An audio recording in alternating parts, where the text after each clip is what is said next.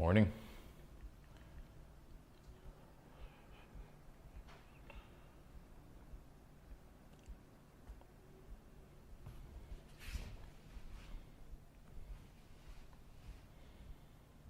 Good morning. Good morning, Kim.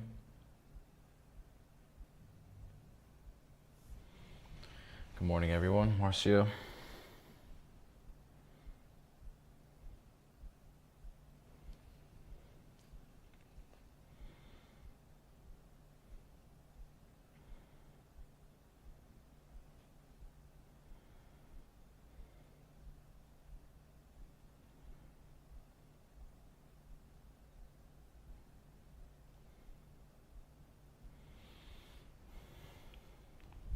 All right, good morning, guys.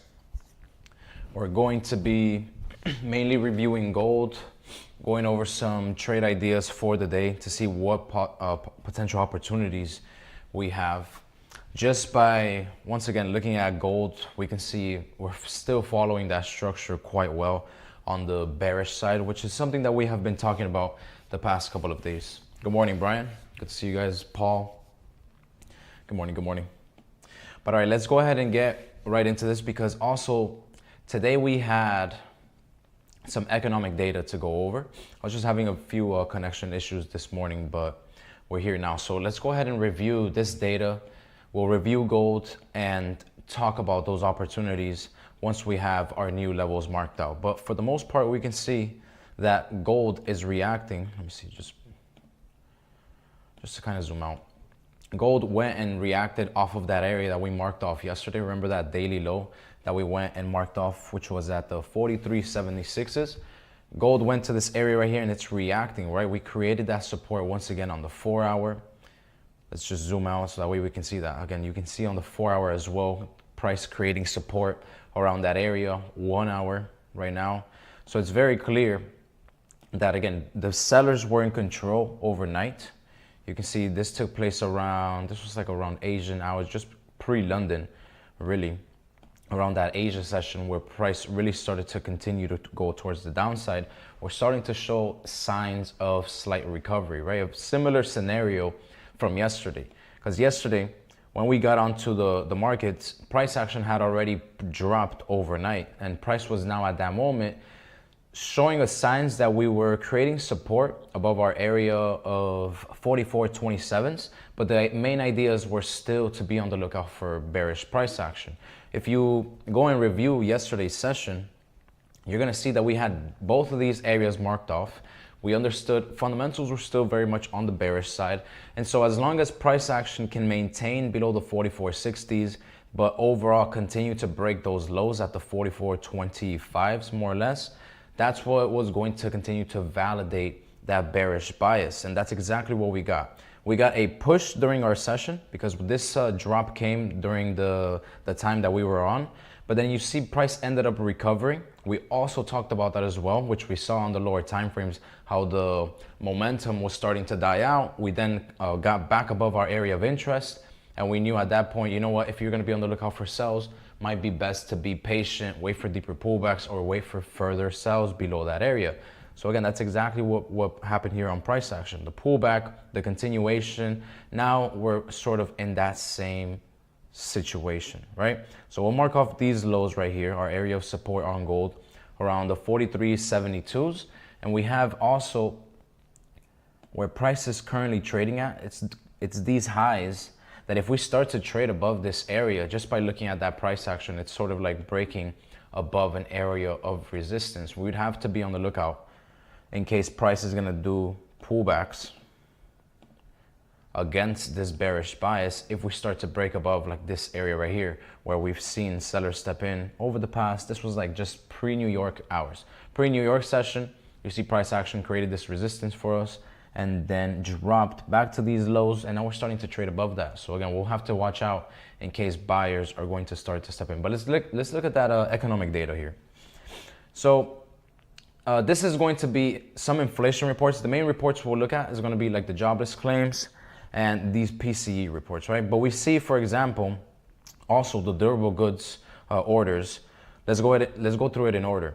The core PCE price index and inflation report, it's not showing any strong signs of inflation or inflation coming down. So you have 3.3%, just around the forecasted levels and slightly above the previous. But again, not a very strong sign of inflation there, which is good, right? That's a good thing. Personal spending and personal income, more of a less impactful right now because the focus is mainly on that inflation report. But we see just right here as well, just around those forecasted levels, 0%, 0.5%, nothing too high or below those forecasted levels. So we know for the most part, markets tend to brush off data that either is not going to be very impactful in the sense that you want to see like very strong changes in the percentage. You want to see, for example, 3.5%, very much higher than what the expectations were. That's when you start to see much higher impact. For the most part, if you see that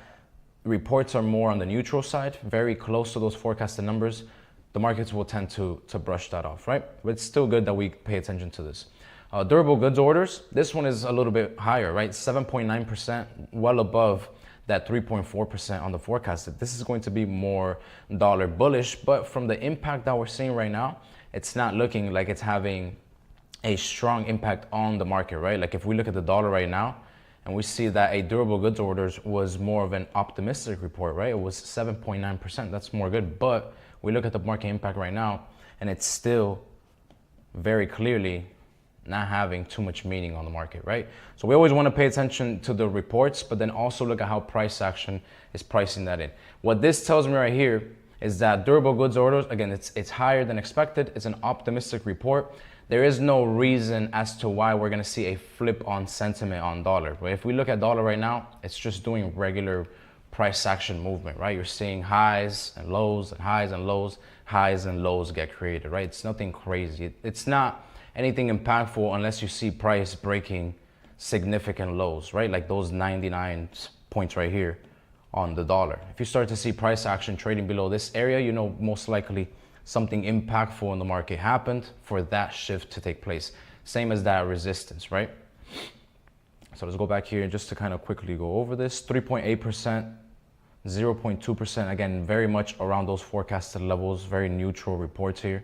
And then 215K also within the forecasted level. So today, for the most part, with the data that I'm seeing, mostly on the neutral side, right? So it's not having too much impact on the market right now. And so let's go ahead and let's pay attention to price action and just look at gold here. We'll go over US30 as well. We'll see if we can do USDJPY as well today, guys, all right? Unless you guys want to do another USD pair. I'm thinking USDJPY might be a good Forex pair to start with. And then that way we start doing more breakdowns on different pairs. Let me know if you guys want to do a different breakdown there. But all right, again, going over gold, let's just talk about quickly here how beautiful that market structure is. Like right now we're seeing very, very clean market structure. Very clean pullbacks. For example, like you see the lows get created, the pullbacks get made, but they respect previous areas of significance before continuing, right? So we have very, very clean market structure right now.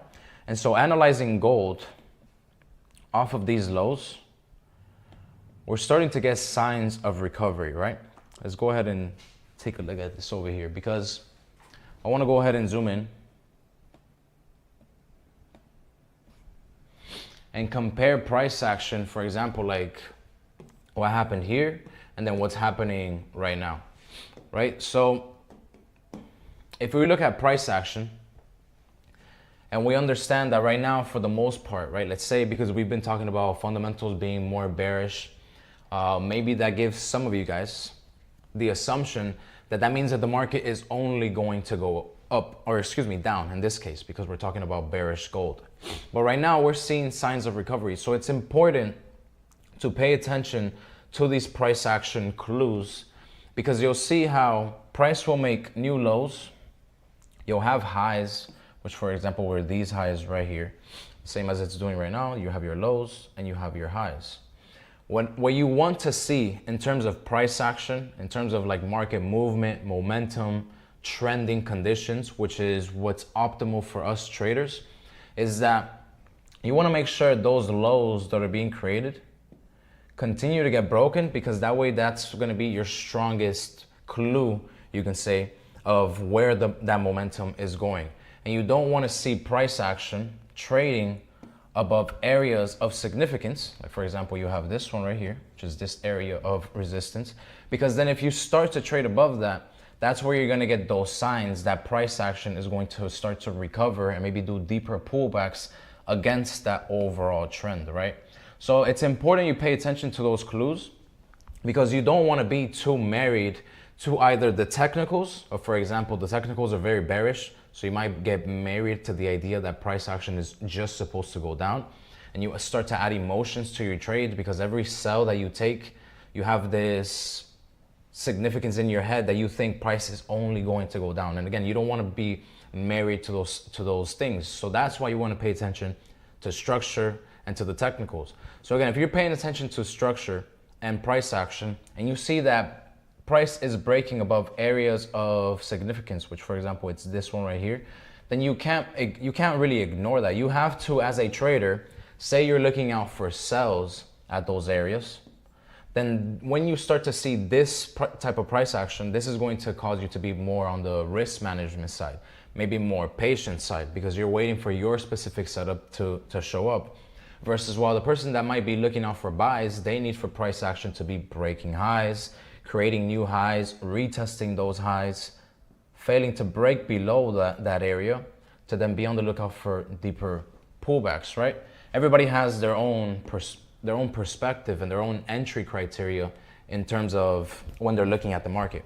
But again, it's important for either or, whether it's the buyer or the seller, you want to be aware of what the market is doing, which again, what I'm trying to point out to you guys is that right now we're getting those signs of recovery because we haven't seen a follow through below our low point. We're actually starting to get breaks above area of significance, meaning that right now, especially with such a clean range to look at right here, you got to be on the lookout for what I just pointed out, which is price creating highs above this area, failing to get back below, and then does deeper pullbacks, at least to retest this area. Price could even go in terms of like, when you ask yourself, okay, well, if price is going to do a pullback, but we're overall bearish, where could price pull back to, where it's going to still validate that bearish bias and we could continue bearish? Remember what I pointed out, what I told you guys yesterday. Point out the lows or the lowest point, which would be this one, and then ask yourself where that came from. That would be this. That means price action can pull back all the way to the 4460s, and if it were to reject and stay below that area, you would still be bearish on those intraday timeframes, and overall, like, price action would still very much be, or could continue to push towards the downside, all right? But again, you have to be patient. You have to make sure that if you are gonna be more bearish, say fundamentally, say technically, you gotta make sure you have the patience and the awareness to wait for those setups, to wait for those conditions, and don't force it when the market is doing what it's doing, right? So I wanted to point that out right there, because for the most part, as I was analyzing price on my phone this morning, I was very much on the bearish side because price action was trading below this area, right? But again, I was having a little bit of connection issues.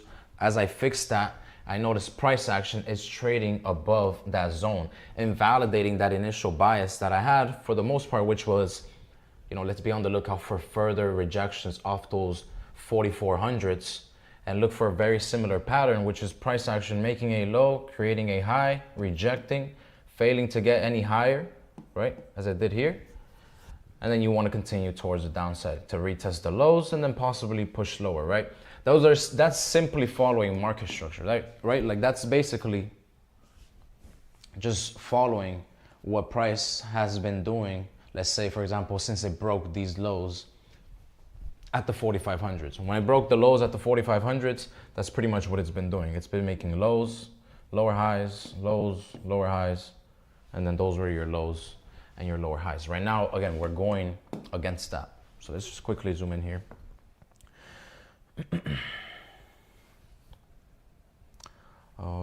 Let's do USDJPY. Yeah, we'll do UJ. Sorry guys, I just want to make sure that I'm connected here with the chat so I can see that. But this is like, it's like, if by the way, if there's any sort of loading issues or anything like that, let me know. And if I have to repeat myself, I will do that.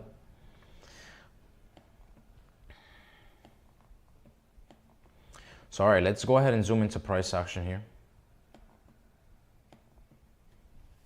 I want to point out something here. Because I think, to be honest, guys, in terms of trade ideas, just to quickly go over that, let me just point out this here because I want to break this down on the whiteboard.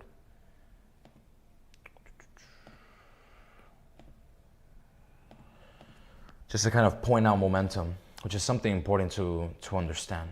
Again, in terms of trade ideas, guys, right now with price action being more on the bullish side for gold, the dollar right now is taking a little bit of a hit as we saw. Let's just quickly look at that. Again, coming down below our 99.2s.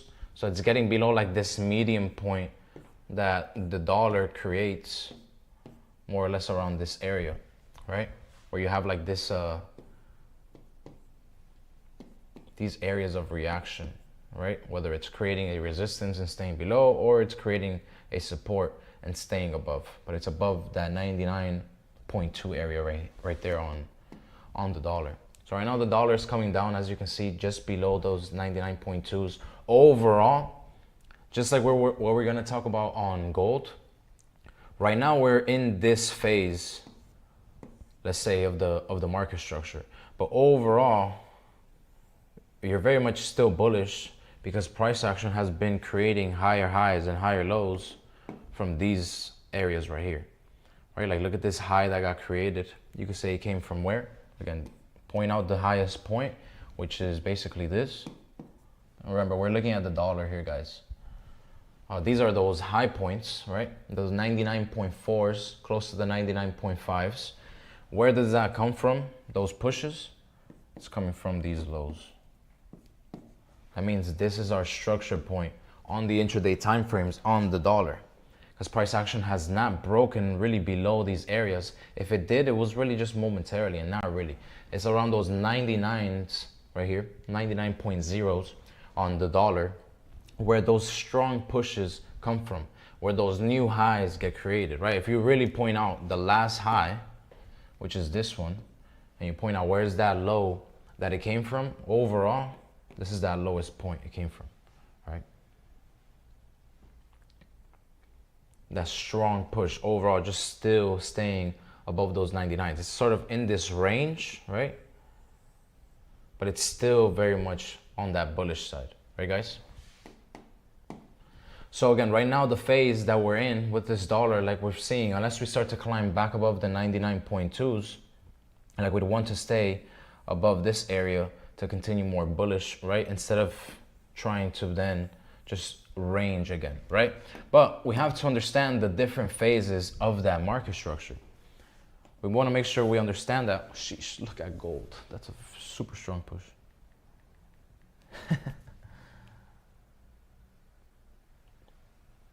Oh yeah, let me know if maybe it's a little bit too dark.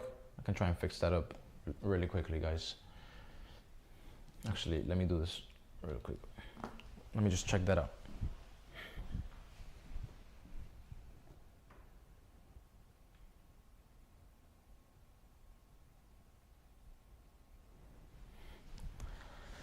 Whew. Yeah, like I said, I apologize because I had to reset a few things this morning. I think that could be better.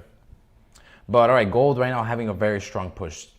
Super, super strong push at this point. Like, you can't really chase those buys, in my opinion. We have to wait for some sort of pullbacks because that price action is super strong. But all right, what I was going to point out to you guys is, again, try to understand what phases of the market structure you're in. And one way that I typically like to do this is by looking at those lower time frames. And we're going to use the example of yesterday, which was right here. So let me just zoom in, guys. It's taking forever. My goodness. There you go. All right.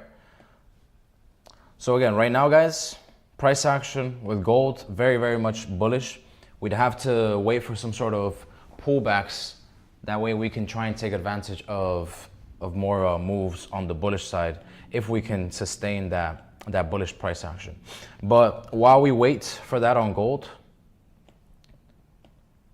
I want to just quickly show you guys what I'm talking about here in terms of like the different phases of market structure and how you can use those lower time frames to your advantage, which is what we did basically yesterday. So yesterday, the initial phase of the market structure we were at was very much just on the bearish side, right? You can see, I don't have to point that out for you guys. It's very much clearly going towards the downside. So as we're following that market structure and that momentum, you see, for example, you had this pullback take place, which was the pullback that we saw yesterday. It still respected our area of significance, which was the 4460s. And then look at how you started to break those lows and you continue to create that market structure on that bearish side, right? But let me just zoom in here. Rather than us sitting in front of the market and getting married to the price action and married to the idea that gold has to go down because it's, let's say, validating that bias that we had, which was yesterday was very simple. Be on the lookout for the break of lows and some sort of retest. You got the break of lows and the retest that you got were very much momentarily. Like this were still decent pushes. Like this was still like over from the 44.25s to the 44.15s. That's like 100 pips right there. But again, it was a little bit aggressive. But now what I'm trying to point out is, notice how when you create this new low and you're on that market structure, creating lower lows, lower highs, lower lows, lower highs, once you start to shift out of that, which was, again, this was our low, this was our lower time frame structure point. Look at how once you started to break above that, again, remember that we did this yesterday. We started to talk about, okay, if we're going to continue on this bearish price action, we have to reject this area and break these lows to be able to retest these lows and obviously continue further down. But notice how we started to get above our area of interest. The momentum started to shift against this overall movement towards the downside. That's why at that point, once we started to see that price action was now creating higher highs and higher lows against the overall market structure, that's when, again, we sat down and we said momentum is starting to shift. Be on the lookout in case you don't see any further pushes below your area of interest. And then you can expect for price to either do a pullback or maybe just range. What did it do? It basically did a pullback to our exact price point, which was those 44.60s, 44.55s.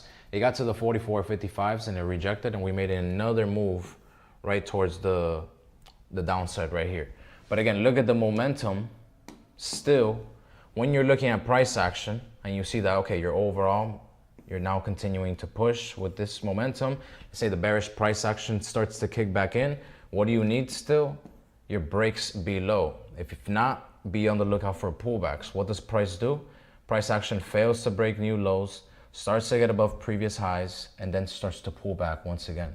But you see those shifts in momentum on those lower time frames, right? So now you take that same knowledge and you go to the current price action.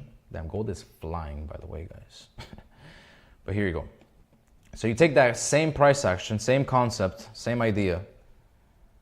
You use it to your day-to-day practice, right?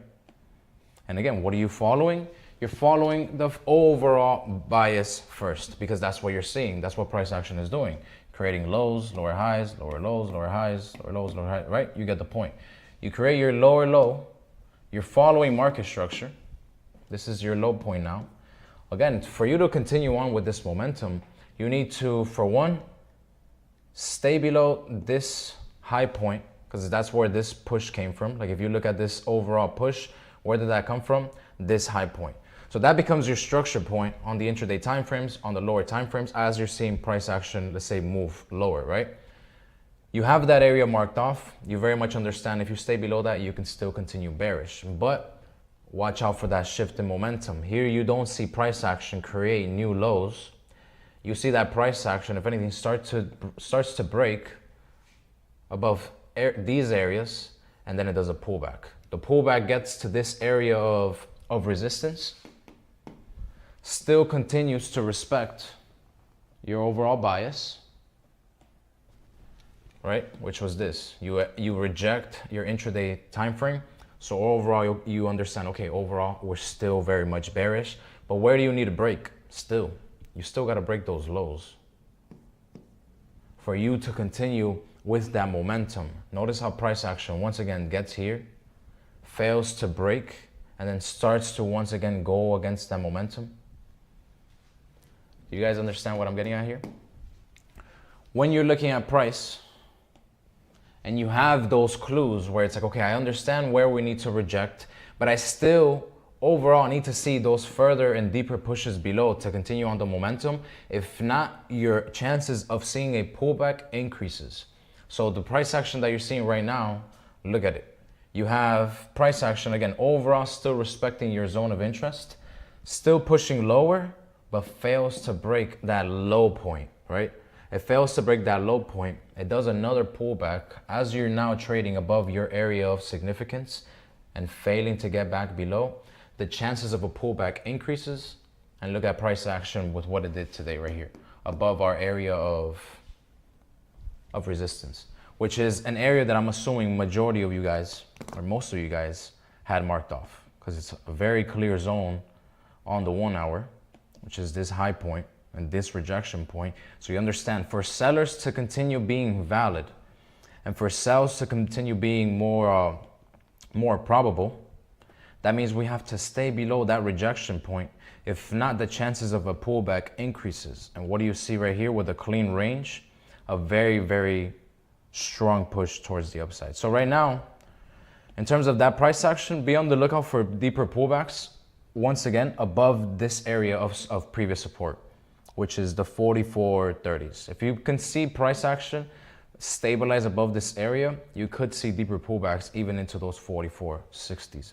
But because we're following that overall bias being more bearish, once we start to get exhaustion and I start to see candle closures back below the 44.30s, I would be on the lookout for more sells. Because then that would mean that price action is exhausting at a new high point. You're trading below a previous area where you saw very strong sellers, and I would expect for sells to continue, but that has to be below the 44.25s once you get price action to close in your favor.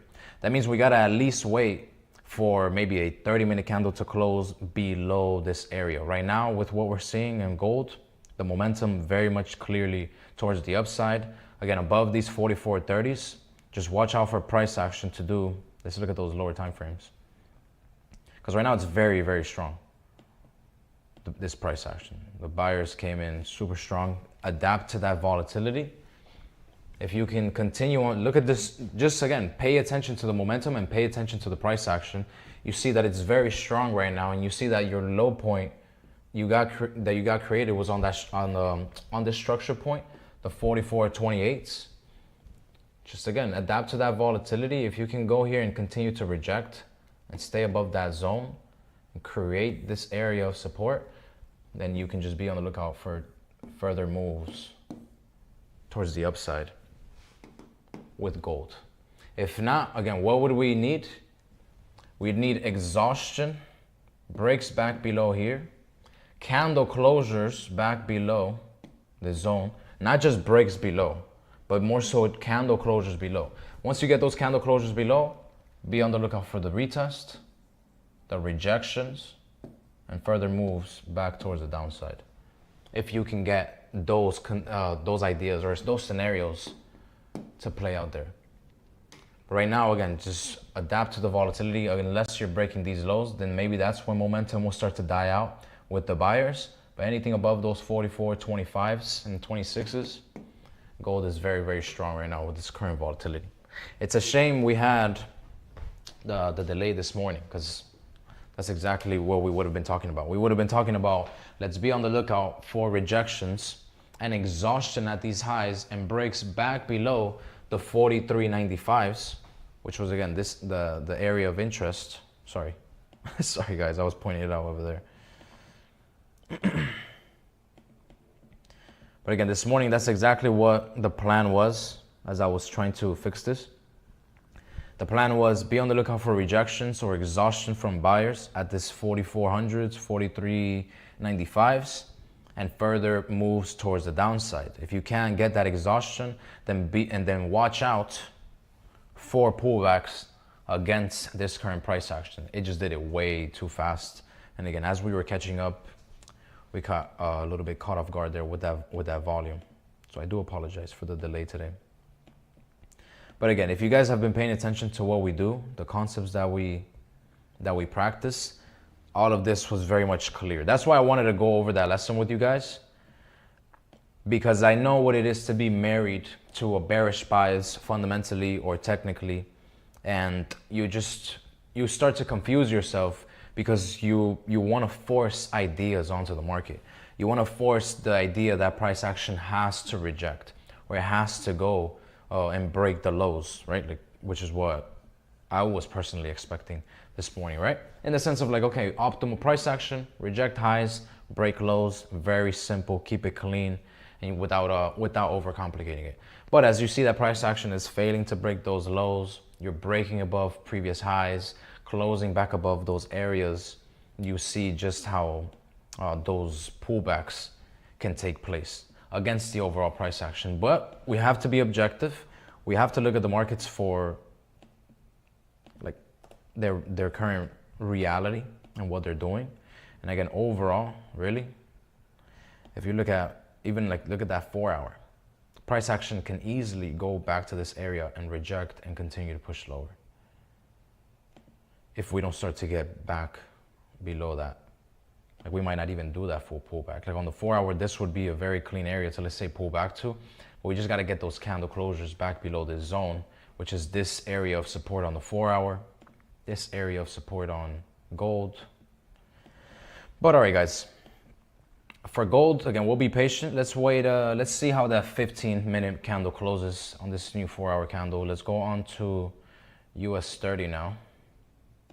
US30 is still aligning with our analysis from yesterday, which is this buy zone that we have around the 5500s on US30. So I would continue on that. I would continue to follow that bias, but what I am noticing as well is that these buyers are starting to get weaker. Like, look at, for example, you have, this is US30, by the way, guys. So we're looking at US30 on, this is the 1 hour, right?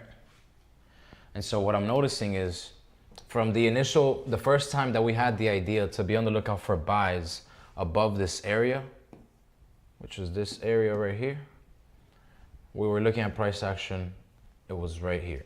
So again, we understood, okay, that's an area of significance where we've seen, like, this is a gap towards the upside. Where does that gap come from? This area. You can see the candle close right here, gapped all the way up here. You can see price action when it traded above this area, pushed all the way up into these highs at least. And so the idea was, if we can stay above that area, it was like the 550s on US30. The idea is to be on the lookout for further buys, right? Those ideas have continued to play out as price action goes and retests that zone and pushes towards the upside. But notice how this right here was a very strong push when price action did this. Like, you have your break above, your retest, very strong push, right? That's clear. But notice how when you went and retested that area once again, which is right here, the push only got to this right here. And as we're approaching this zone once again, and we're still rejecting, but look how much weaker that push has gotten as well. So that would mean that although the bias is still valid to stay bullish on US30 above the 5520s, 5550s on US30, the bullish bias is still valid. But because they continue to get weaker, say for example, you get in buys and price rejects and you get into these previous highs and you see that you're struggling to break above that, don't get married to those buys, because again, those buyers have gotten weaker and weaker. So you don't want to force buys and then price action ends up breaking those lows and then pushes lower, which is what I would expect if you end up getting below the lows on US30, just because of the fact that those buyers continue to get weaker. And it's almost as if those sellers are squeezing those buyers little by little. So if you break those lows, be on the lookout for deeper pullbacks here and more sells on US30, but only below the lows, below this area, where you've seen in the past as well, pushes lower, right?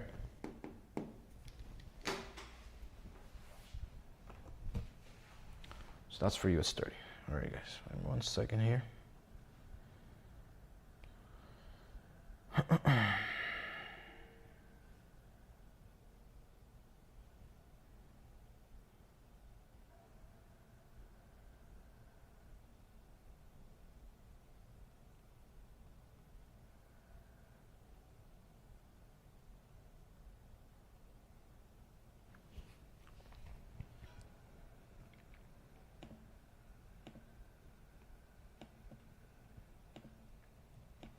Those lower time frames are still rejecting these areas here. So if you can continue on gold to stay above, you just have to obviously break these highs and you can expect a deeper push. But remember what we talked about, the exhaustion coming in below the 44.25s.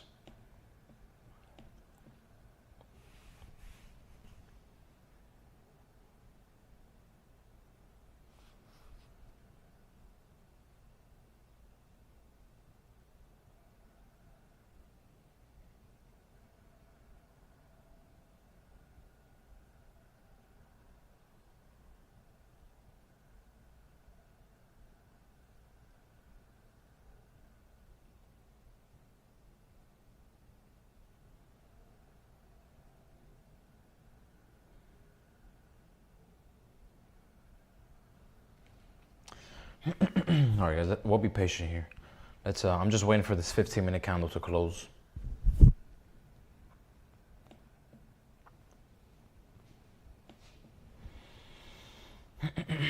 For those of you that are in the chat, I want to know how has your trading been since you've been joining the lives? Have you been following the concepts? Have you been selling gold as well? Or have you been buying and selling gold? I want to know a little bit more about what your approach has been. Because at least for me, I'm speaking from my own experience, I've just literally been trying to sell gold. For me, I tend to get not married to a bias, but more so if I understand that a narrative is very clear, which in this case we have a very clear bearish narrative, I will tend to mostly just go for those sells for the most part. If I have price action going against me, I'll just either take one trade, say I take one trade, one rejection play, and doesn't go in my favor, I won't even really look to adapt and try to scalp the market and try and buy. I'm more so really waiting for conditions to align in my favor. If it goes against me, I've just learned to let it go. That's my own approach. But for you guys, I know some of you guys are more scalpers, and so I wanted to know a little bit more about what you guys have been doing. Because again, with gold, we've been explaining that since now a few weeks. And we've continued to see that overall price action get respected. So I know a little bit more about what you guys do. But let's go ahead and do that USDJPY breakdown. For today, we're gonna do more of a technical breakdown. And then we'll start diving deeper into the fundamentals of UJ as well. So, but we have to get more familiar with the Japanese yen. So let's just looking at price action here. And plus, remember, we're looking at USD. But all right.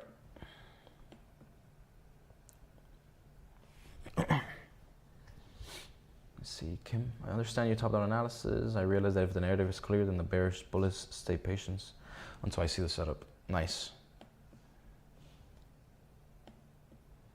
Swole, what's up?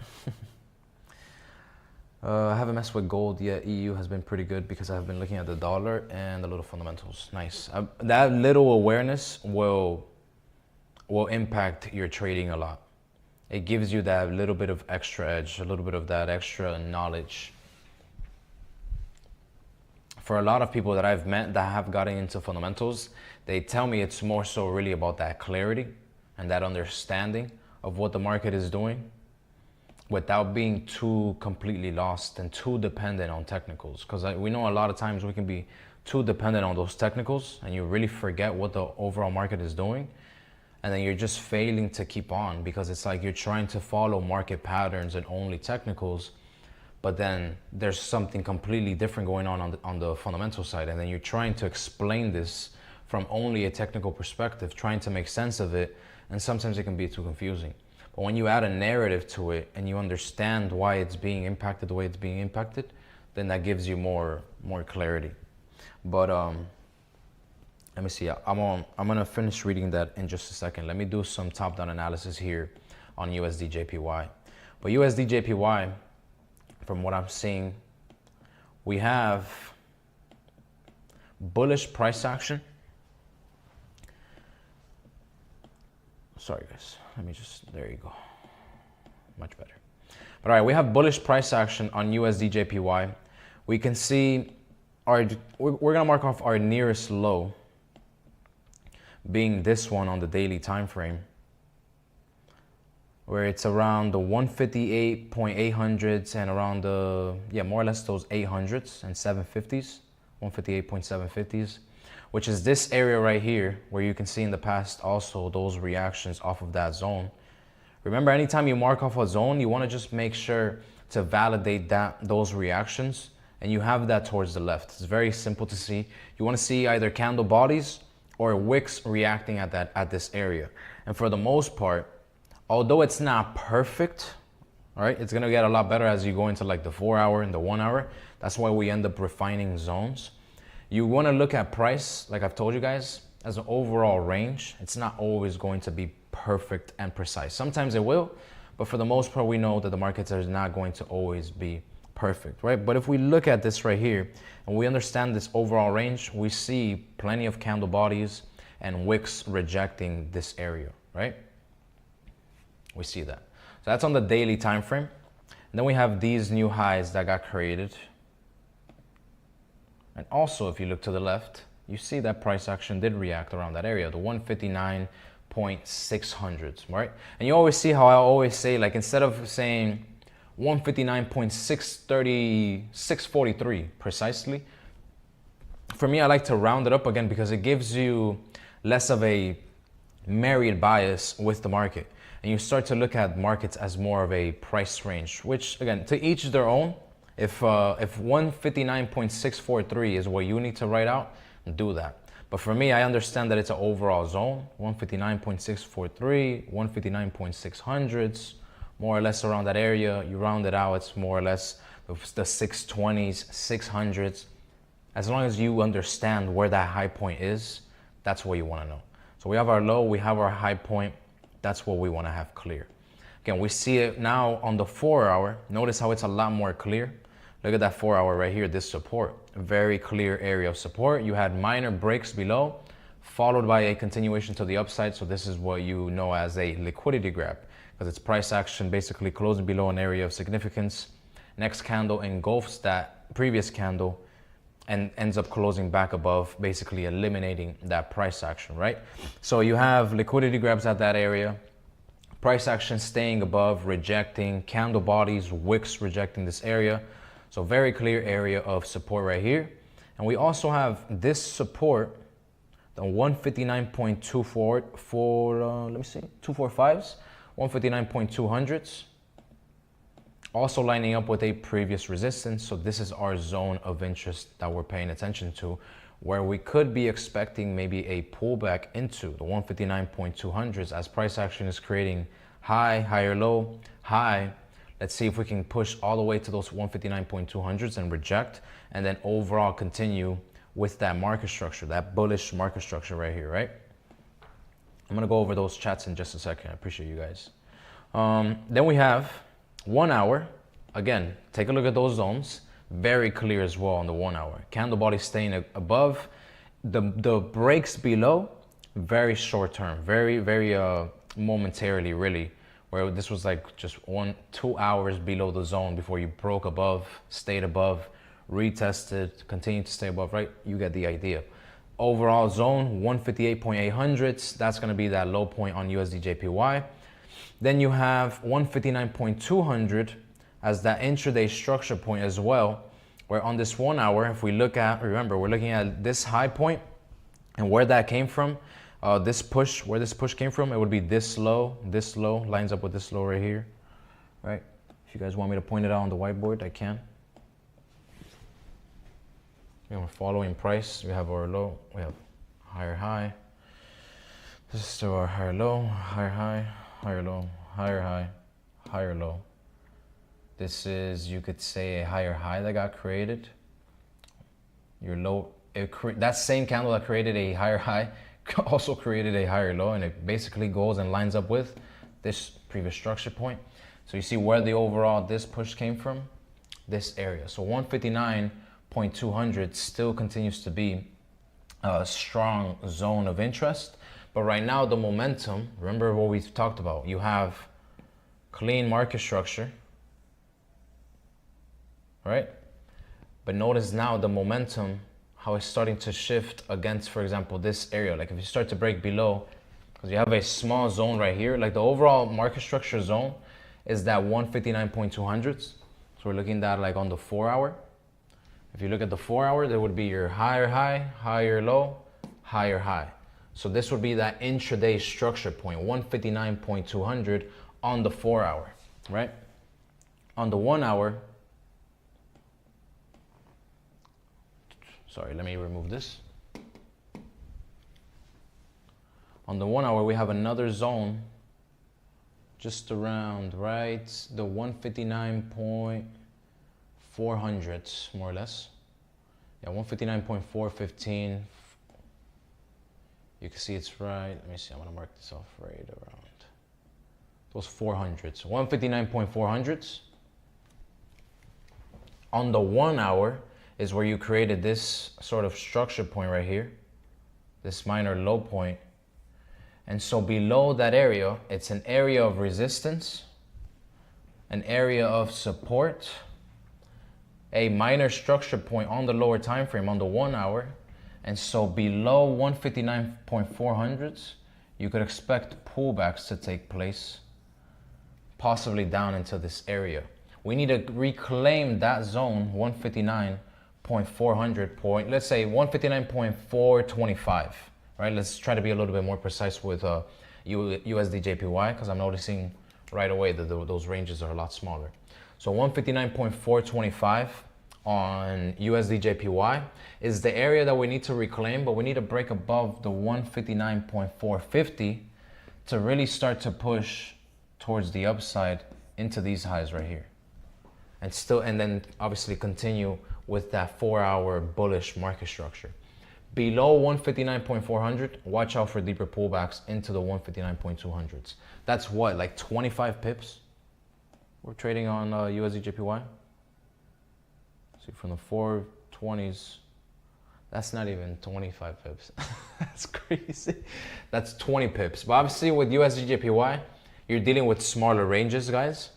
So obviously it's different from US30, that monster, and then gold as well. Gold is a beast compared. This is why for me personally, I stepped away from Forex. I used to trade a lot of GJ.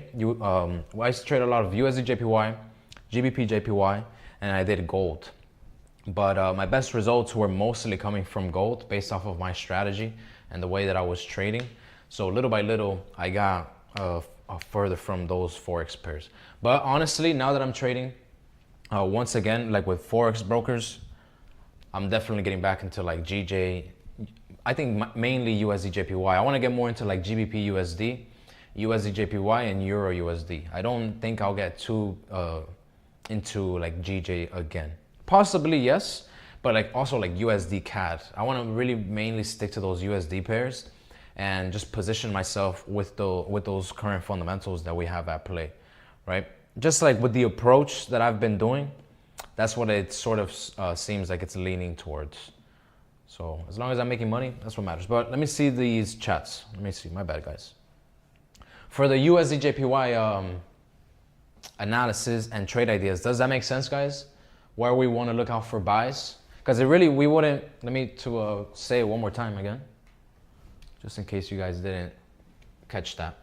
We have possible buys from 159.200s if we can do a pullback there and reject and just overall continue with the bullish structure, or wait and see if price can break back above the 400s, 159.400s. And then you want to see deeper, you want to see breaks above the 159.450s as well. And then you can be on the lookout for more buys. So that means your buy zones would be 159.200s and above 159.425s. Those would be those buy zones. And really 159.450. And this is like, let me see, about 20 pips as well. All right. Those would be your buy zones. Below 159.400, those are deeper pullbacks, especially if you continue to break those lows into those 159.200s. So your only sell zone really right now is those 159.400s. Below that zone into those 200s. Those are the ideas for USDJPY. We'll see how that plays out. But now let's go back to gold and US30 because we're nearing the NYSE volume. Let's look at that. I'm thinking with this current momentum, guys, on US30, watch out for a push of those lows because of just how, again, if I'm wrong, I'll be wrong if we reject and we stay above this area. But based off this current momentum and how we're seeing price action, if we break these lows, I'm thinking we're going to see a decent push towards the downside on US30. And then if you push those lows and can reclaim that area again and stay above this zone, I'm thinking you could see that retest and then a deeper pullback on US30. Only buys are valid. Sorry guys, this is what I'm talking about. Watch out for deeper pullbacks and deeper sells. Let's watch out for market open right now. Shoosh. That's a goddamn US30 is wild. It was gone. But right, we broke those lows. At this point, oh my God, watching this live is crazy. At this point, just pay attention to those lows. If you go there and exhaust, you're most likely gonna get a recovery. And with the volatility that we're seeing right now in this volume, we could easily see maybe some sort of recovery. But then the pushes below, the only thing is right now, this is like, we're 45 seconds into market open and we just wiped out. We just, at this point again, watch that US30. Am I on the, yeah. Watch those lows on US30 if you exhaust. Because you could say right here, look at how strong this push came. It's still exhausted here at this area. It still stopped. Like, yeah, it tried to push, but it exhausted and then it recovered. So unless we get a clean push below and start to see 5-minute candles, 15-minute candles closing below, then that's where we can really use that as your continued sell zone. It's right now we're gone, whatever. But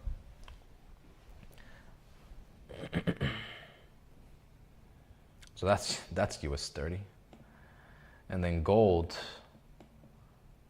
Gold is creating a little bit of resistance here. Let's see, 15 minutes are starting to really show that exhaustion. Let's see if we can start to get 15-minute candle closures below this zone, and then retests and failures to break above for some sells down into these areas here on gold. Because you're starting to see that exhaustion, and how you see that exhaustion is, again, market structure clues, which is exactly what I explained to you guys earlier.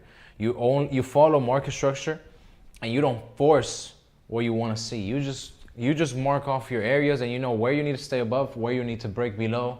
And like that, you're never really trying to force anything. You're just following and reacting to what the market is showing you. So if the market right now is showing you that you created this minor low point on the lower time frames before you created this high, And right now you're starting to break below that area. As you saw that price action fail to even retest that zone, that's showing you exhaustion, because you're seeing that price is breaking below the area where buyers stepped in and pushed price towards these highs. You're breaking below that zone, and again, you're failing to even retest those highs, let alone break above those highs. So that would mean for that seller bias that we were talking about earlier, we'd want to see candles start to close below the zone. But then as price action goes and tries to reclaim this area, let's try and stay below, for example, this zone right here. Because we'd want to see price do this. Saw how I connected it there? You get me? You want to see price action start to go against this structure that got created. Right? But right now we're starting to fade those buyers out, starting to push below. Again, at this point, we need the candle closures, the retest, and then obviously the continuation below whatever lows get made right now before the retest happens. Unless gold is going to be a wild one today and it's just going to melt and correct this move without retesting. We'll see. But at this point, no buys valid unless you're trading above the 44.30s. But in reality, I would at this point wait for a price to break these highs and then give me some sort of retest for buys above 44.30s. If not, we're waiting for this exhaustion that we're seeing, those retests, and we're waiting for pushes to the downside on gold. Because US30 se fue. Wow. Damn. That's crazy. US30, you see, like, if you go, this is why I don't want to confuse you guys with Forex, US30, and gold. Because those are three different beasts right there. You got UJ, which is definitely on the slower side. You're dealing with 25 pip ranges, if, right? 10 pip stop losses, if anything, as a scalper, right? Gold, you're dealing with 40 to 50 pip stop losses, but you're looking at 100, 150, 200 pips. US30 very much on that same side, but just so volatile. It does it in 3 minutes, in 4 minutes, you know? You're gone. Over 100 or more than 100 pips. But all right, let me know, oh, sorry, my bad, guys. I just started following your, my bad, Paul. Just started following your analysis to understand more. Missed the gold sell last night. It's all good. We've seen, like, when you think about, oh, I missed this move, missed that move, look at what the market is. It's nothing but pure just opportunity that happens. Like, how many times you look back at the market and you think, oh, I missed this move, but then you go right back to the next session and you see even bigger moves are made, right? But the idea there is not to be stuck on like, oh, I missed a move. It's more so I need to be prepared for those possible next moves, because they will come.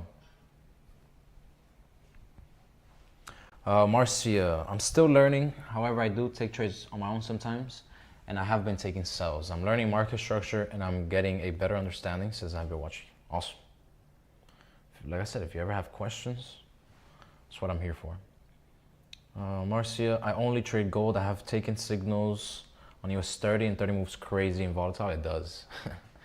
I'm trying to be free of taking signals. I want to be an independent, profitable, disciplined, patient trader. Yeah, signals can be good if you're dealing with someone that's professional, you know, doing good signals. But for the most part, when you're learning about markets and you want, like yourself, you said you wanted to be your own independent, profitable trader, signals is the last thing you want to do, because it messes with your portfolio, but it really also, it messes with your ideas, because you can be sometimes doing your own analysis and you have your ideas, and then you get a signal, and that signal is going against what you thought, and because you follow them and you might put them on a pedestal without you even knowing, and you might think that they're a better trader than you, you're going to go and follow what they might say, you know, when in reality maybe you can be right? You can be the one with the correct idea, and then you're going to beat yourself up even more if you take a signal over your own analysis and your analysis played out and their signal lost, you know. Or you're just doing both, you know. I think we've all been victim of signals. Like I said, some signals can be good, depends on the person, but other signals, and it's also very hard to really take advantage of signals, because even if the person is really good, you have to be on point. Like, you have to immediately take that as they send that signal, you know? Because a lot of times it's like by the time you go and take that signal, maybe a minute or two passed, or maybe even more, and now you're like far away from that zone. TP1 already got hit, and now you might think, damn, I didn't get in that. Look at, it's going in their favor. Now I'm gonna get in the trade. And then you force a trade in the middle of nowhere, and then it's like, damn. So yeah, I would be careful with that, especially with the goals that you have, that you want to be your own independent trader. Start trusting your own analysis and go through with that. That way you can have full accountability. Kim, Marcia, same here. I trade NAS and gold, but I tend to do my own analysis and see if there is a similarity what others are seeing. With NAS and what, it's just with the stock markets, a lot of times you're dealing with very, very volatile moves. And I wouldn't say so much, it's not that it's disconnected from fundamentals, but it's impacted by other things that have to do more so with economic projections and things like that. A lot of times you could say bubbles, pretty much. All those AI bubbles and all of these things that happen. So it's like you can have very negative and bad fundamentals for the stock markets, but they won't sell off because you just had a great earnings report, you know? And investor sentiment is still very much optimistic. So it'll completely ignore the fundamentals. So you just have to be very aware and precise with your technicals when you're trading NAS, SPX, US30. I mean, you saw that right there in front of your eyes. How volatile, how quick you have to be when trading US30. Gold for me is a nice little, it's more balanced because it can be very volatile, very strong, but it does give opportunity. Sometimes US30, if you don't act right there within that 1 second, it's gone. And again, it can be very volatile. So you just have to choose your enemies wisely. You know, if that's what you do, because maybe, like I would say, like as a breakout trader on US30, look at those breakouts that take place. You know, we've seen that already since we've been analyzing it, and of course we'll continue to do so. Those breakouts are very strong. You know, those breakout highs, breakout lows, regardless of what the current fundamental sentiment is, it's gonna push to one zone or the other. With gold, it fakes out, you know? Gold fakes you out. Gold will sit around an area. It'll reject multiple times, retest multiple times, and then goes. So it's kind of like, you just have to know what asset you're dealing with. But just be careful with the going back and forth and trying to treat each other or each asset as if they're the same one, because then your stop losses and your risks is going to be thrown off. And that's where mistakes get made. And so you have to make sure you are objective enough to look at each specific pair as their own, rather than just you wanting to combine them into one. Kim, I need to trust the process and my analysis. Yeah, 100%. Because you will build that character that you need with trading. You know, you're gonna have to build and sometimes let go of that ego that we might have because we want to be right, you know? And not only that, but it's like also you got to deal with days where it's like you do everything right, followed every rule, did everything correct, and you just happen to take a trade, you take a loss, and then the trade maybe wicked you out and it goes in your favor without you. And it's like you did everything right. You might have gotten your trade wrong by 2 pips. Like, you know, it's something so minuscule that then you just beat yourself up because of it. You got to learn to deal with those days, you know? You got to deal with those days because it's like, damn, I did everything right and I still ended up with a loss. You got to be humble enough to accept that rather than end up with that loss and then revenge trade, over leverage, and again, invite those demons back. So it's hard, but the sooner you trust in yourself and in your own process and you really just follow along with what you say, like take everything that, for example, that I tell you with a grain of salt, like, right, you have to go and do your own research on your own trades, your own books, your own fundamental analysis and reports that you might like to read, right? But for the most part, you see that we keep things very objective, right? That's really what I try to do without trying to throw too many opinions onto you guys. I also don't want to mess with your heads as well. I want to make sure you trade with clarity. You know, if you're the type that needs to trade, you know, 2, 3, 5 times because it fits in that risk threshold, then again, do that. So that way you have full accountability.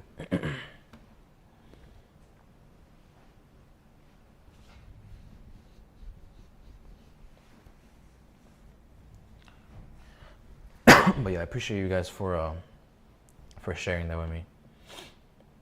But yeah, for me, it's always very interesting to see these markets and how they flow, you know, and it's just so out of your control, like when these things happen. So that's why for me, I've learned over time to really not get married to those ideas as I'm in the trade. Because that's like, for number one, when I first really started to get into like fundamentals and I really connected those technicals with those fundamentals, I would genuinely get upset when price wouldn't go in my favor. Which, by the way, on gold, real quick, let's make sure we don't reclaim these highs and stay below here and break these lows and continue lower and then have a possible correction against this bullish price action right here, which is what we were talking about, the exhaustion that we want to see on gold and the price trading below 44.25s. Now at this point, we just got to continue breaking lower time frame structure points, which in this case would be the 44.20s, and then follow through with that for a possible correction of this move, at least down into the 4400s. Right, but what I was going to explain to you guys, I'm looking at fundamentals. Do you ever look at the 10-year bond yields? I look at all of these right here. So I have 2 years, 10 years, 30 years. For the most part, they're very much interconnected. These right here. You can obviously do as you wish, but for the most part, when I look at them, they're very much interconnected, almost doing the same things. So I don't put that much focus into it. I'm looking at the overview and what the dollar is doing as well, just to kind of have that idea. But what I was explaining with gold, look at US30. So yeah, US30, before I explain gold.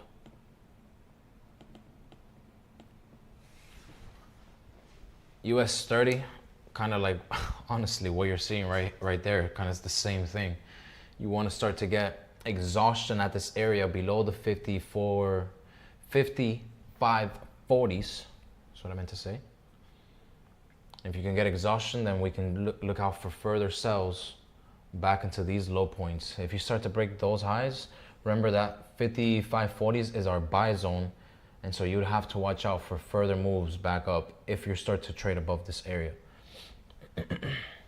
Wait and see if you're going to exhaust, and then pay attention to it once you start to get actual candle closures above, not just like minor breaks above. You don't want to just chase moves up and down either.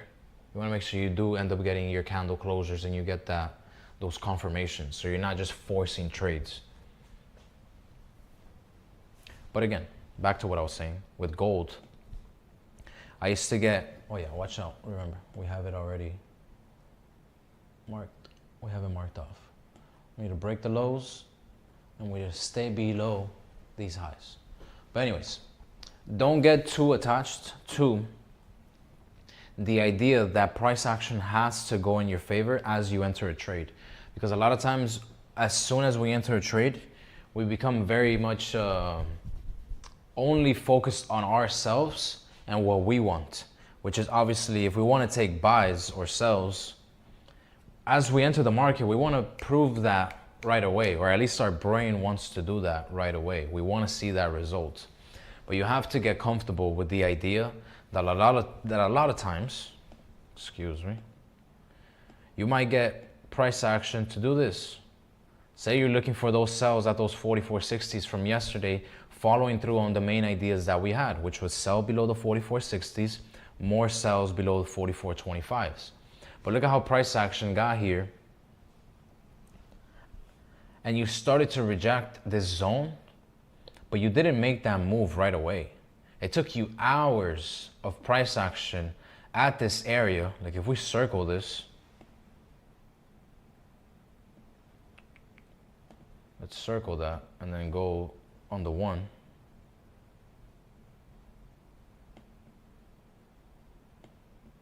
Nice, gold still staying below. We just got to break those lows on gold, honestly. And then we could see a nice little sell-off there. But all right, what I circled out was here, look. So look at how it took hours and you had to deal with all of this right here. Mainly this, not that. Let's move it. Mainly this. And so what I'm trying to explain is that you don't want to get married to the idea that price action has to do this right away as you enter your trade. Gosh, that's bad. Right? Because again, that's what we want. You have to get comfortable with the idea that a lot of times the market might just stall at these areas as it makes its decision, right? As liquidity gets generated before you have your moves take place. And so whenever you see that price action is at your areas of interest, but it's still respecting your structure, or it's still doing what you need it to do, which is in this, for example, you need price action to reject. Like although the momentum was starting to go against it, notice how you did not get those follow throughs above your main area of interest, right? The 44.60s. You continue to get rejections at those zones. But again, it took you hours. Like this is, if you took the sells from early on, you were in this trade for hours before you finally got your final rejection, and then you made your move. But you have no control over when this move is gonna happen, if this move even happens. Because we know that these types of moves are not that common. On gold, yes, you do see it. Like obviously you see strong move down, strong move up, strong move down. Like yes, you do see a lot of these strong moves depending on the market conditions.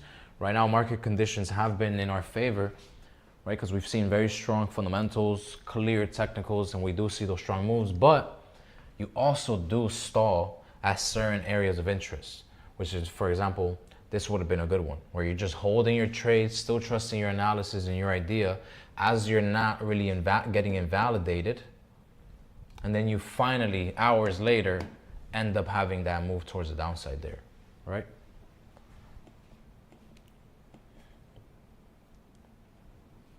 Just be patient when it comes to your trades.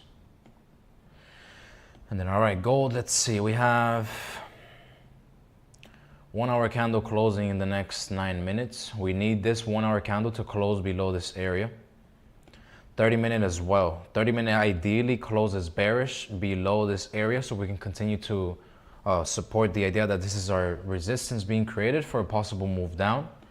15-minute, we have to also ideally stay below that zone, which is this zone of interest right here, where you saw strong sellers come in after you broke the zone. After you broke the zone. So you want to see you've broken the zone. You want to make sure you now maintain below the zone. And then you break these lows and you can have that deeper push down. We can very much, if also, or if anything, get stuck. But for us to validate our bearish bias, we got to get this. If not, you'll break highs, and that means you could have deeper pullbacks take place. So that's what we need. We'll see. That's another 8 minutes until this 15-minute candle closes. And then the 5, let's see if we have another 5-minute candle. Yo, where'd the zone go? Oh, there you go. Yeah, ideally also this 5. You still have like this area right here, these highs where you can still reject, but ideally we're trading below this zone, 44.25s. That gives us a stronger chance to actually have a move down.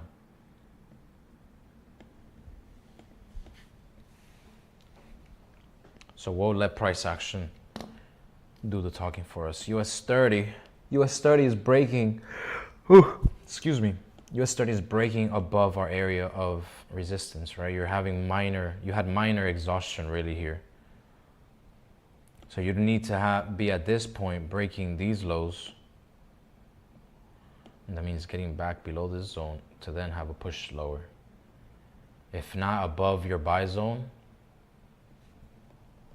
you could see buys above that area there.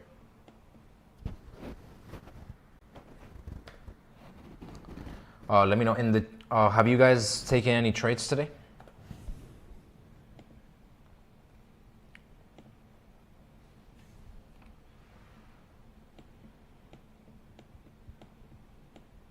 While you guys give me that answer, I'm gonna grab myself a water real quick.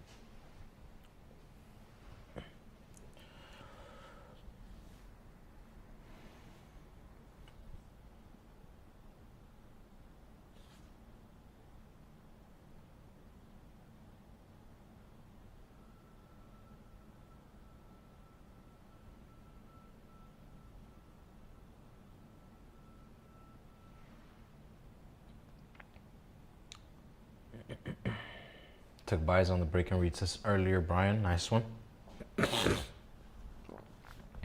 AD, not yet. In holding pattern. Nice. Yeah, I'm waiting to see if gold can close below that zone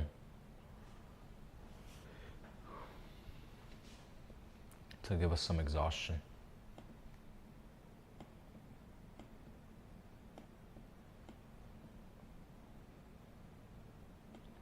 See the dollar.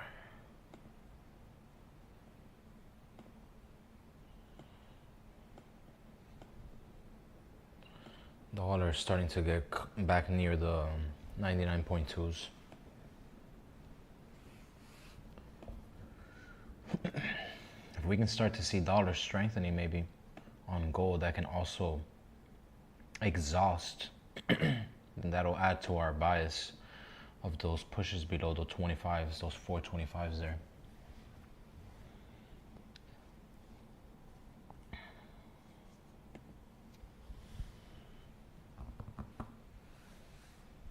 Let me see, you sent the buys, right?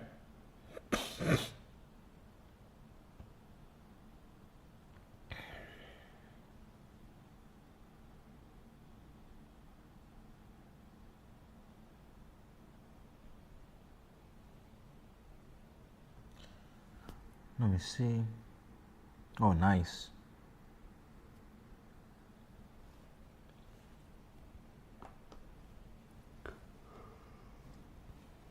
Oh, my bad. But we got about 3 minutes. 3 minutes and 20 seconds until this 1 hour candle closes. Oh, guys, by the way, just in case you didn't know, make sure you guys are paying attention to price action on your screen, because I believe the stream is delayed, I think like 10 or maybe even 20 seconds. I'm not sure. It depends on, I've seen it fluctuate between, you know, those, that time, 10, 20 seconds more or less. So if you're watching price action on my screen, you could be delayed by the time you might be trying to enter a trade or something like that. And I say that because that used to happen to me. That happened to me during like my first couple of months of trading, to be honest. Like, funny enough, I actually started to trade and learn trading through YouTube live streams. That's really where I started. I started to watch someone trade, how they analyze the market, what they were looking at. Then I started to learn about doing my own analysis, right? So like everything that I tell you guys, I really just be honest, I don't know any of you. I don't know if you're 5 years into trading, 10 years into trading, 1 year, 1 month.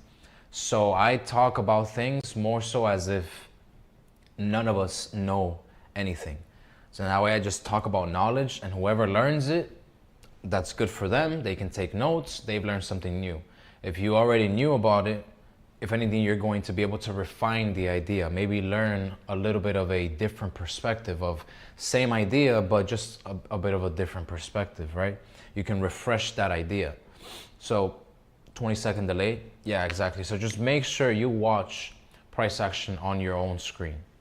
If it's marking off levels, mark off the levels on your screen.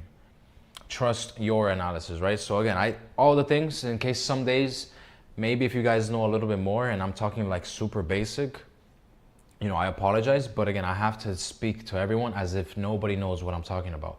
So you'll see me talk about candle closures and things that might be simple to me, but somebody might not understand the importance of a candle closure and what that means, and things like that. So I got into some high risk buys at the 44.22s. Also, you waited on this pullback right here, and you're still continuing to follow that bullish momentum there. Yeah, with this current 1 hour candle, it's closing very much mixed, doji. You're showing exhaustion basically on the buyer side, because you're definitely, after this strong push, you're getting some exhaustion right here. But on the 30-minute as well, yeah, you're definitely seeing some exhaustion. You're not seeing very strong selling pressure coming in yet. So you could be still very much well in the trade, but pay attention to that exhaustion. Pay attention in case that price action retests those highs and fails to break higher. Because then that for you wouldn't be ideal. But yeah, like I was saying, when I first started trading, I used to follow the screen that I was watching. And so one of the main trading strategies or like trading things that I started to do, like trading entries, was just simple breakouts. Mark off highs, mark off lows, wait for price to break the highs or the lows. I didn't really know which highs, which lows. I was just marking things off, right? And I used to have my areas marked out, and I would be watching the screen on the YouTube, and when it finally broke out on YouTube, I would press buy or sell, right? And then I started to realize later on, I would always be like, damn, like, why are my trades so much higher than like that person, Or like, why did this person say that they took this trade here? Like, how did they get in lower, Like, it didn't make sense. And then finally I realized, wait, the stream is freaking delayed. So literally the first couple of months of my trading was just honestly nothing but losses, because I was taking like fast moves, fast trades, a bunch of scalps, like breakouts, and I was doing it delayed. So it was like by the time the breakout actually took place, I was already 20 seconds late, entering the market late. It had already pushed. Like, it was just, it was so confusing. I didn't know what I was doing.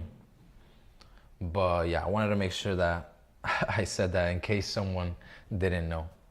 I wish they would have told me that. I literally did that for months, bro. Nobody told me that. I had to literally I figured that out on my own. I don't know if I was the only one, but I was like, damn, that's embarrassing. But all right, guys, there you go. So 1 hour candle closed doji with exhaustion on the buyer side. We're not seeing any sort of pushes just yet, like continuations. 30-minute closed also on the bullish side, but pretty weak as well. We have a very large wick. So we are seeing some exhaustion on the buyer side. It's just that, let me see here. The only thing in terms of buyers, because remember that our main idea really was to wait for exhaustion, wait to see if price can exhaust and reject this zone, and we want to be on the lookout for sells. Right now, that is valid still, in my opinion, unless you continue to see candle closures above these 44.29s. Because if you continue to trade above this zone, then you're most likely going to retest these highs, and then at that point potentially even break higher. So we want to make sure that, for one, we're not retesting those highs. That obviously implies that we're not trading above this zone. So we want to trade below that zone, but we want to make sure we now start to break these lows around the 44.18s. So if you're on the buyer side, Elijah, my friend, you're in the 22s of high risk buys. Just be careful for you if you do start to see price action get reclaimed here and you start to break these lows, because at that point you do have exhaustion going against you, and you could see a push towards the downside as you continue to trade below this zone. So just manage your your risk accordingly. I explain both ways, but obviously we have our own bias to follow. Everybody has their own entry criteria. But all right, guys, unless anybody has any more questions, I think for today's session, we can call it a day. Today's session was really more so educational, and US30 really just gave us this strong push that was very volatile during market open. Right now, what we're seeing is a bit of exhaustion that took place at these highs. If you can continue to retest and reject these highs at the 55.25s, then that would be that sell zone below that area. Remember that. That was our sell zone below there. That's why we were preparing for possible breakouts, because of the fact that price action, remember what I explained earlier, was each new high that got created after you got this bounce, you had a very strong one, then a weaker one, then a much weaker one. And so if we broke those lows, the idea was that we're most likely going to retest or correct some of this moves right here. And in like 2 minutes at market open, price action pushed. But the ideas remain the same, in the sense that above here, above the 55.40s, it's so confusing to say that. Above the 55.40s, buys are valid because of what has happened in the past. You would now want to see candle closures above that area before you look to take buys. That's why I was saying, as price action was nearing this zone, I told you guys, be careful if you see candle closures above that area. But if you do end up getting exhaustion and you can continue to reject, then you can be on the lookout for sells. Right now, we're seeing further sells take place as you saw price action get back below the zone and break below, for example, like this minor structure point here. And you're seeing that continuation. That's what we want to see with gold. On gold, kind of similar to US30, it's kind of like we're getting above the zone, but we exhaust, we break below structure points, and then you get the sell-off. So with gold, it would be something similar. Obviously, it's taking longer, but it would be the break above, the exhaustion. You have your structure points that got created, break below those areas to continue pushing lower, right? So that means stay below the 25s, break these lows, and then you have those continuations. Let's see USDJPY. What ended up happening here? Let's see UJ.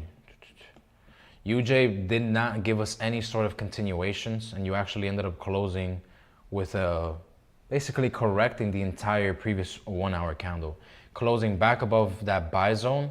So the same ideas that we talked about earlier. Now that you've broken above these highs, watch out for the retest of these areas, 159.400s, and above here, further extension of buys following the 4 hour bullish time frame, daily bullish time frame. So daily is bullish, 4 hours bullish, 1 hour is bullish above 159.4s. So that would mean above this, be on the lookout for further buys into this area right here. We'll leave this, and we'll see if price action ends up giving that those buy opportunities there. But all right, guys, looks like nobody has any more questions. Again, we can call it a day. Appreciate you guys for coming. We will be here. Let me see, what do we have tomorrow?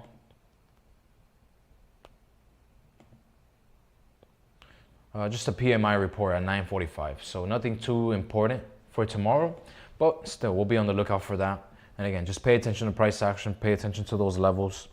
Trade smart, guys. If you guys have any more questions, remember there's more information about GatesFX and the broker in the description, guys, all right? If you guys want to sign up, you guys can go ahead and click that link, and you would be supporting this channel a lot.